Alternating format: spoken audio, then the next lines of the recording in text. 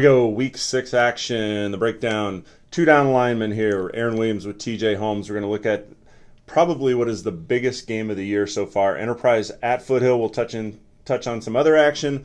But TJ, this is the game. This is the game that everyone wanted to see with the records. 5-0, both teams for the first time ever that they've ever met.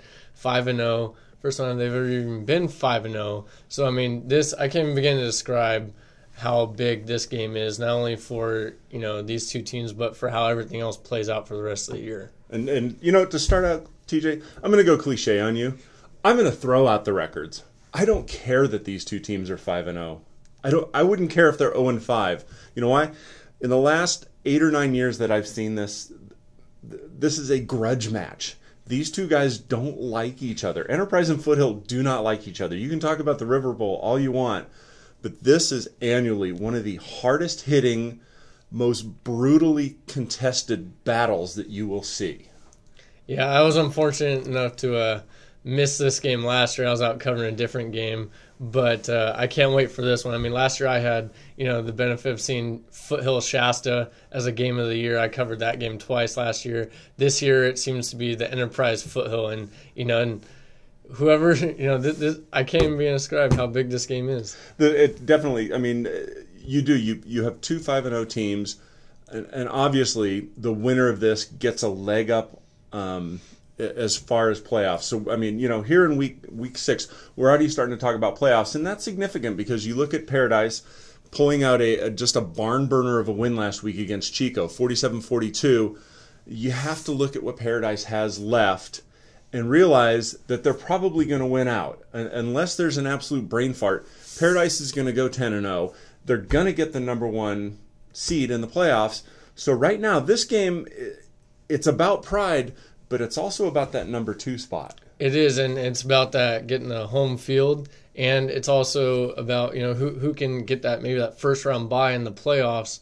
Heading in. I mean, we can't really talk that far ahead because the EAL North is still really tough. So I mean, it's the biggest game of the year up until now, until next week when Shasta plays Foothill. So there's really, for the rest of the remaining of the season, every game is the game of the year. Exactly, but I go back to my point that the team that wins this has the leg up, because I think it's safe to assume that unless Paradise does brain fart, they're going to get the 1. The team that wins this has a leg up on that 2, has a leg up on that first round bye.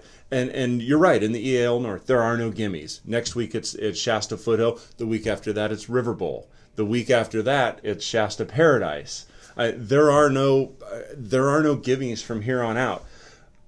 But one of the things that intrigues me about this matchup, and I've been asked probably 100 times so far this week, who do you think's going to win? Who do you think's going to win? It's coming from every angle, and I quite honestly don't know. I haven't seen Foothill yet.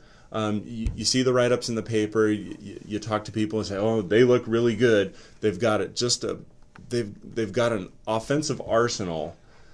I've seen Enterprise a couple of times, and offensively, they are phenomenal. They've got speed. They can bring it with Alex Henderson and Brad Woods. You've seen Foothill, and from what I understand, they also can bring it, both power and speed.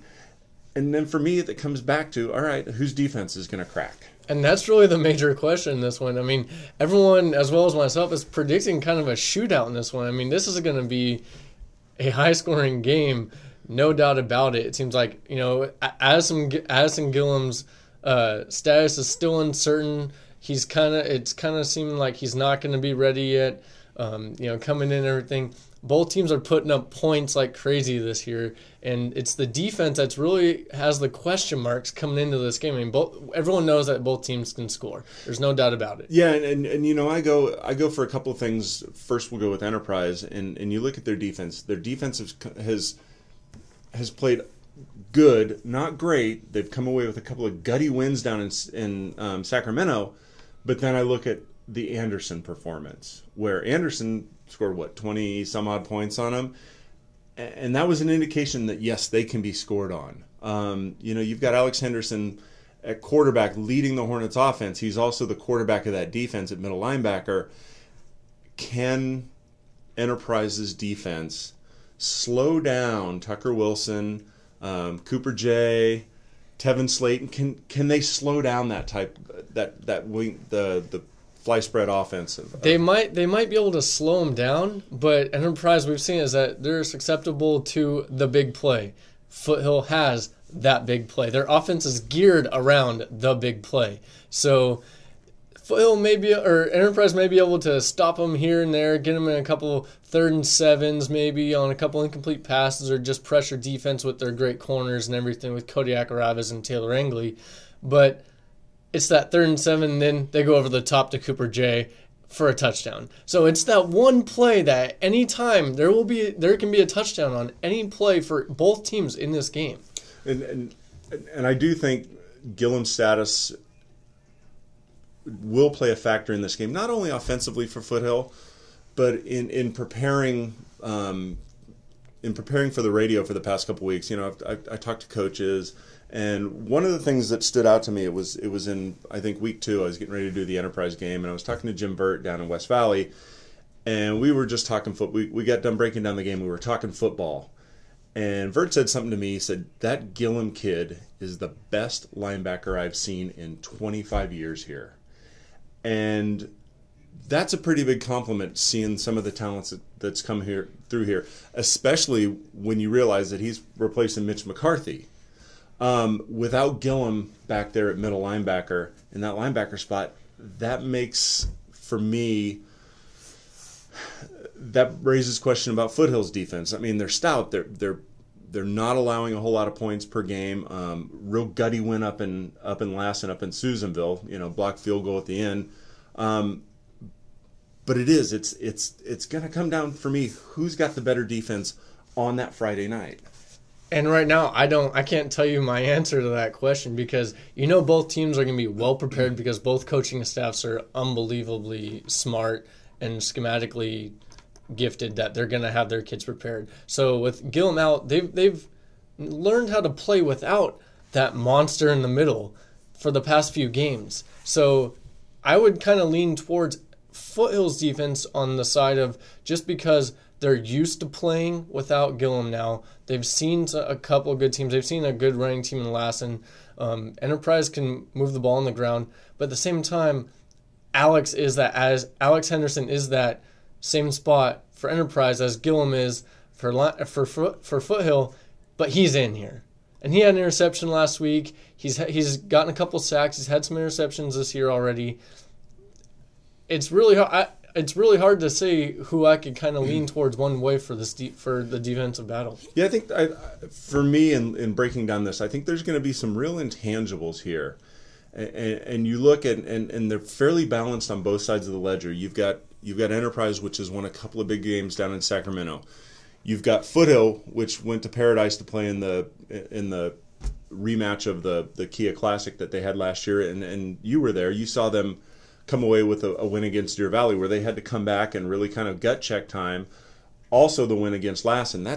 I don't care if Lassen's a D2 team or not. That is a tough place to play and a great win for anybody. Anytime you come out of that, out of Susanville with a win, that is a great place that is a great victory for you. It seems like, yeah, you talked about intangibles.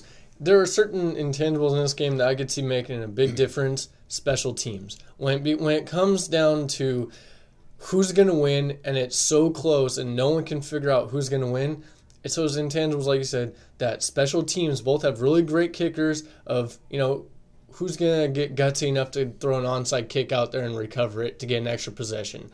Who's going to return the kickoff 70 yards or even back for a touchdown to set up a touchdown? You know, it's really those, it's those intangibles that you talk about that is going to be the difference maker in this game. I was at Lassen Foothill last year for what seemed to me just a battle of field position, which is going to kind of be what the opposite of this one is. But it's the punts that playing around with that field position that Foothill finally won, because they finally were able to get it inside the red zone enough times. And having seen Enterprise twice, if there is a team that has mastered winning that onside kick battle, it has to be Enterprise. I mean, you saw it against West Valley, where they took advantage of it and scored twice within the first minute.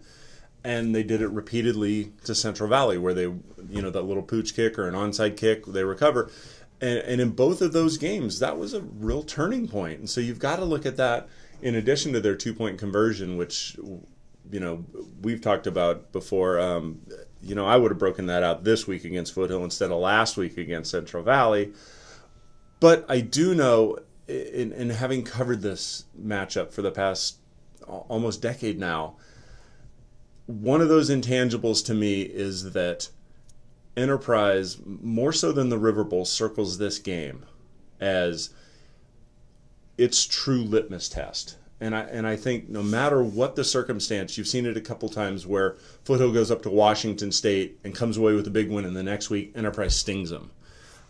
For whatever reason, Enterprise takes this one really personally, and I don't know if that's necessarily an edge. I don't know if you get too emotionally invested in that it can hurt you a little bit. But for whatever reason, Enterprise really wants to win this one. And talking to him after the game against CV last week, they like being the underdog. They like flying under the radar. They like having Foothill have that flash of going out and play these big-time teams, coming back with the win, and then feeling that hangover going in Enterprise and then losing. So they're kind of feeling that way right now. They're saying, give Foothill the praise. Give them. They're a great team.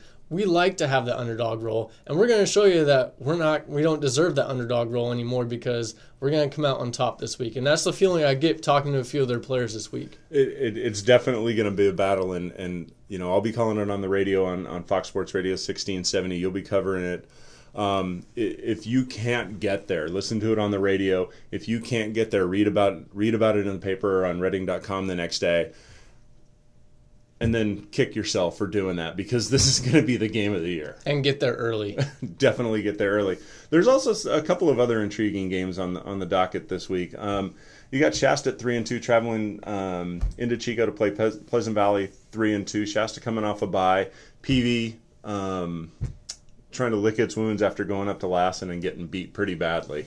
Yeah, and they let Lassen's running back Cameron Medico run all over him like he's done all year to every other team that he's played. So, Shasta's got Avery Hawley, who's kind of emerged as their major runner, their leading runner this year. And he's got some power, he's got some speed to catch the edge. So, be interesting to see if PV can stop him and dual threat Chris Collins. And I think if you're Shasta, this is one of those games that if you want to consider, because, basically we've got Foothill, Paradise, and Enterprise in those 1, 2, 3 spots. If you're Shasta, this is one of those games that you have to win to kind of show the rest of the section, the rest of Division 1, that, hey, we're a serious threat here.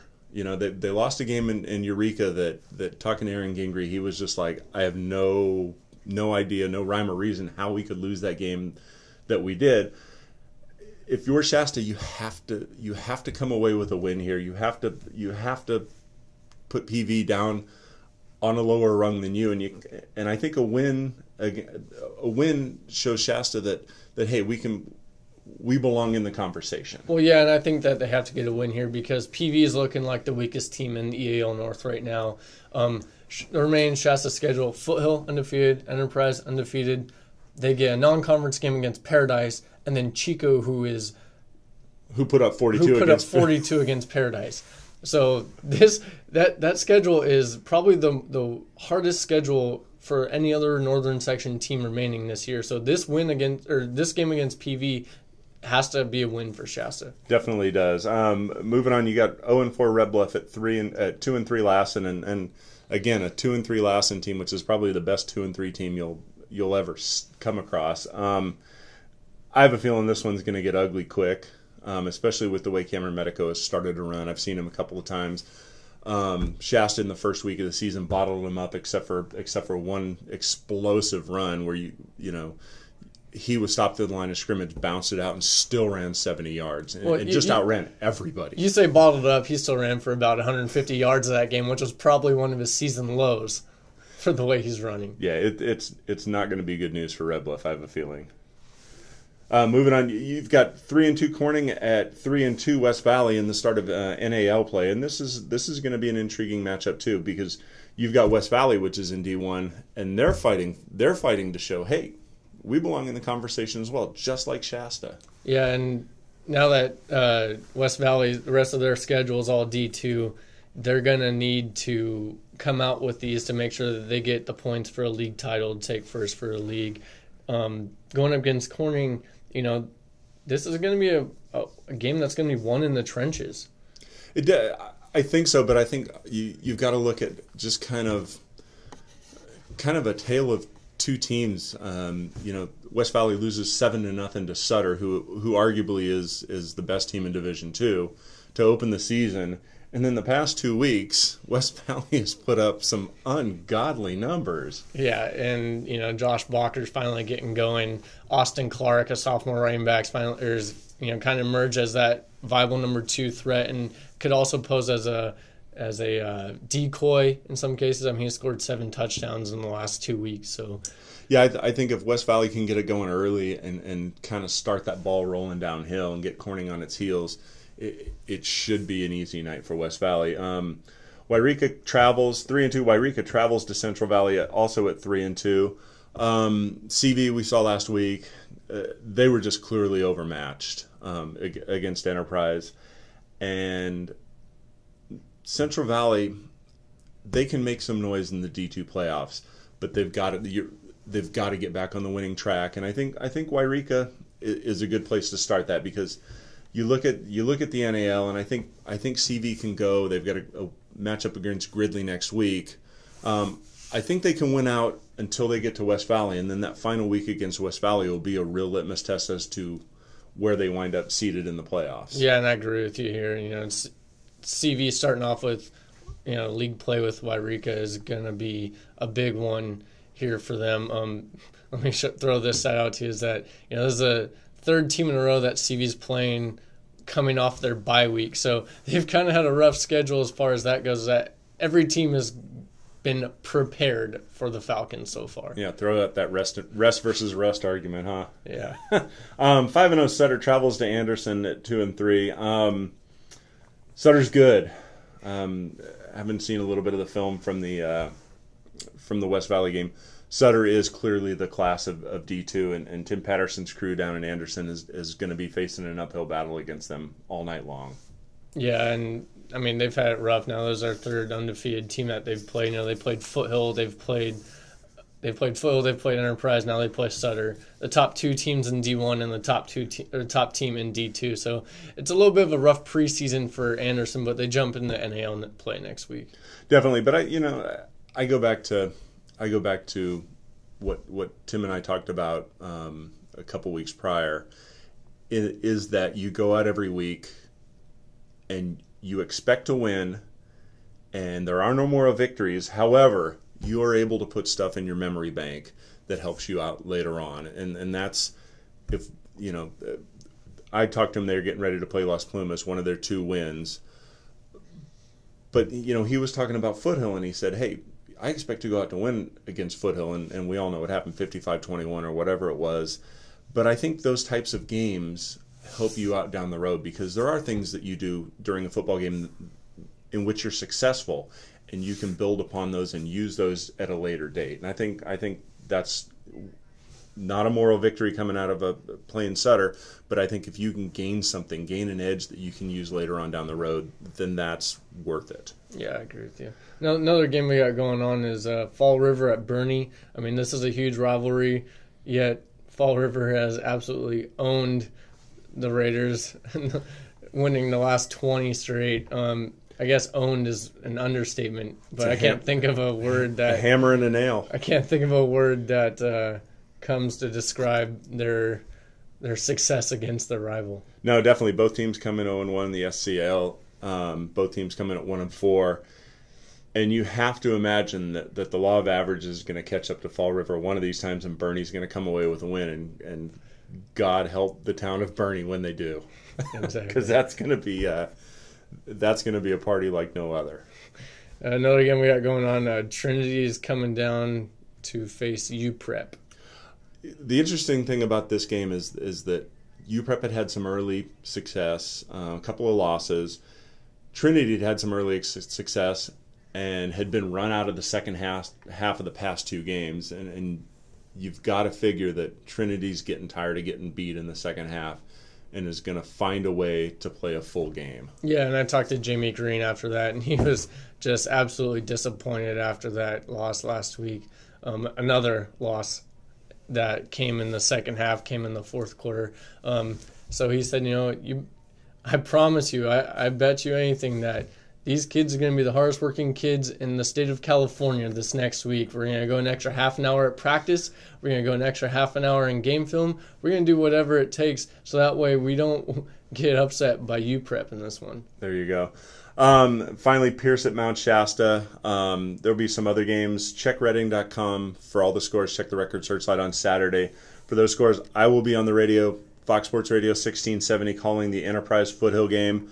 Like we said, if you can't get there, listen to it, read about it. If you can get there early. It is going to be the game of the year so far. There you go. Signing off, Aaron Williams and T.J. Holmes. Thank you, guys.